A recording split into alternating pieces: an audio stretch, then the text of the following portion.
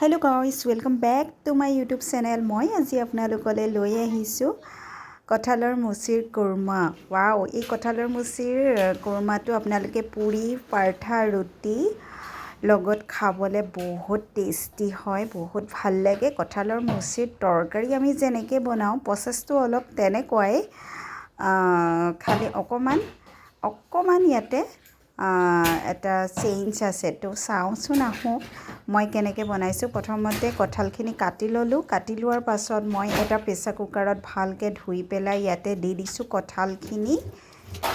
তাতে দিম মই 2টা ইলাচি, তেজপাতা দিম, ডালচেনি দিম, দি পেলাই অকণমান নিমখ দি আৰু পানী, যিমানখিনি পৰিমাণৰ পানীৰ প্ৰয়োজন সিমানখিনি পানী দি মই এইখিনি চিটি এটা বা 2টা মৰাই বইল কৰি ল'ম। তাৰপিছত মই এইটো গেছত দি ধুনীয়াকৈ বইল এটা আহিবৰ কাৰণে ৰাখি থ'ম। তাৰপাছত মই পাছৰ প্ৰচেছটোলৈ আহিছোঁ। পাছৰ প্ৰচেছটো হৈছে আমাক অলপ পেষ্ট লাগিব। তাৰ বাবে মই 2-3টা মিডিয়াম আকাৰৰ পিঁয়াজ কাটি লৈছোঁ, আদা লৈছোঁ, নহৰু লৈছোঁ। এই গোটেইখিনি মই পেষ্ট বনাই ল'ম। মই মিক্সাৰ গ্ৰাইণ্ডাৰত মাৰি লৈছোঁ, আপোনালোকে খুন্দনাত থেতালাই ল'ব পাৰে। তাৰপিছত থাৰ্ড প্ৰচেছটোত আহিছোঁ। সেয়া হৈছে এখন কেৰাহীত মই ৰিফাইন তেল লৈছোঁ। যিহেতু মই এইটো কুৰমা বনাম সেইকাৰণে মই অলিভ অইলৰ ৰিফাইন তেলটো ইউজ কৰিছোঁ। তাতে অকণমান চেনি দিছোঁ। যিহেতু কুৰমা হয়, কুৰমাত অকণমান চুইটনেছ এটা আহিলে খাই বহুত ভাল লাগে। তো চেনিখিনি অকণমান উতল আহালে মই ৰখিব লাগিব।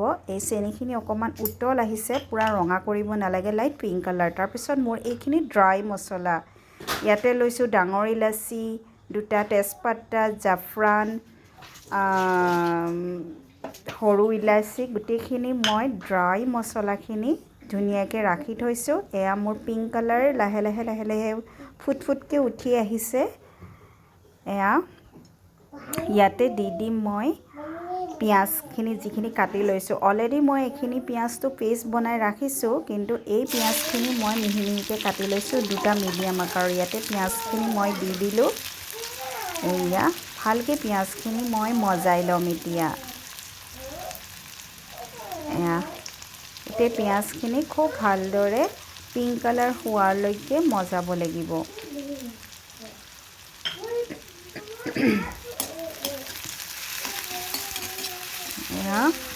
মই ভালদৰে মজাই লৈছোঁ।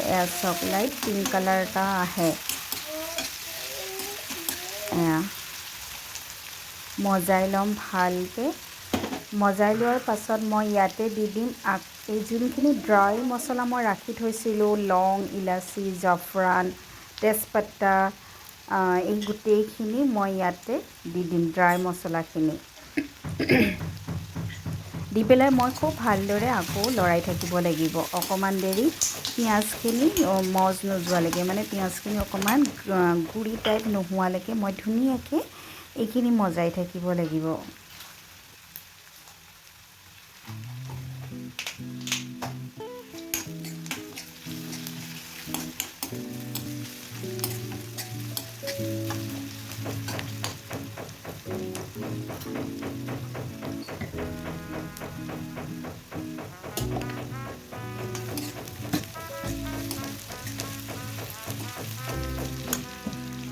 এয়া মোৰ মজ খাই আহিলে। তাৰপিছত মই যিখিনি পেষ্ট বনাই ৰাখিছোঁ, পিঁয়াজ, আদা, নহৰু পেষ্ট, সেইখিনি মই ইয়াতে দি দিম। তাৰপিছত আকৌ ভালদৰে খুব ধুনীয়াকৈ এইখিনি মজাব লাগিব। প্ৰায় 6-7 মিনিটমান লৰাই ভালকৈ মজাব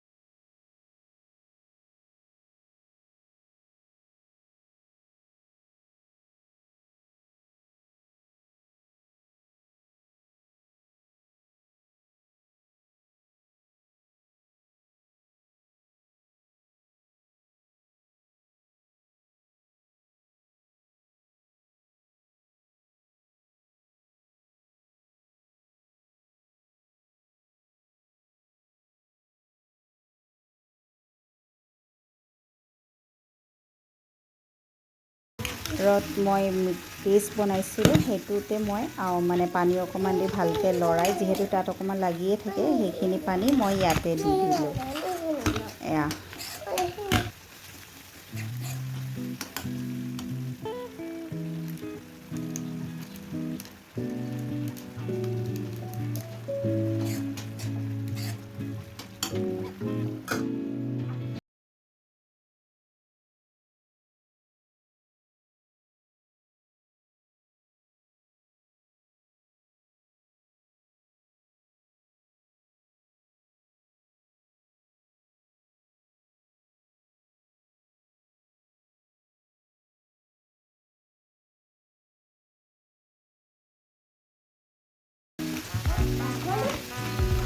গোটেইখিনি দি পেলাই আকৌ খুব ভালদৰে লৰাই মজাব লাগিব এয়া কঁঠালখিনিতো সিজিয়ে আছে কিন্তু মানে কঁঠালৰ ভিতৰত যাতে এই যোনখিনি গ্ৰেভি সেইখিনি সোমাই যায় সেইটোলৈকে আপোনালোকে ধুনীয়াকৈ লৰাই অলপ দেৰি 6-7 মিনিট ঢাকনখন মাৰি এনেকৈ ৰাখিব লাগিব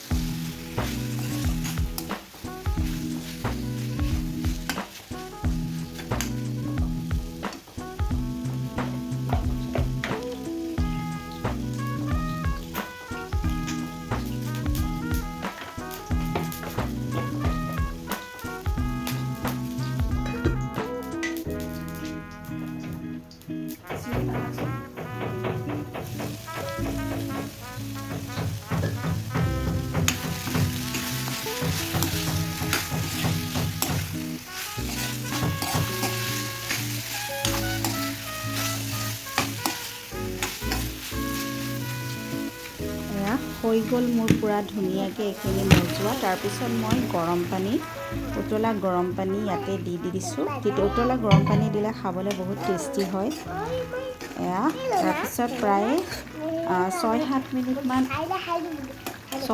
মিনিটমান আকৌ লৰাই মানে এনেকৈ ঢাকনখন মাৰি দিলেই আপোনালোকৰ এই কঁঠালৰ মুচি কোৰমাটো তৈয়াৰ হৈ যাব তো মই ঢাকনখন মাৰি দিছোঁ মাজে মাজে মই খুলি চেক কৰিছোঁ যে কেনেকুৱা হৈছে পানীটো অকণমান শুকাই মানে প্ৰায়ে পানীখিনি শুকাই যাব লাগিব যিখিনি পানী আমি দিছিলোঁ সেই পানীখিনি শুকাই গ'লে আমাৰ কোৰমা ৰেডি হৈ যাব তো আপোনালোকে মোৰ এই ৰেচিপিটো শেষলৈকে চাব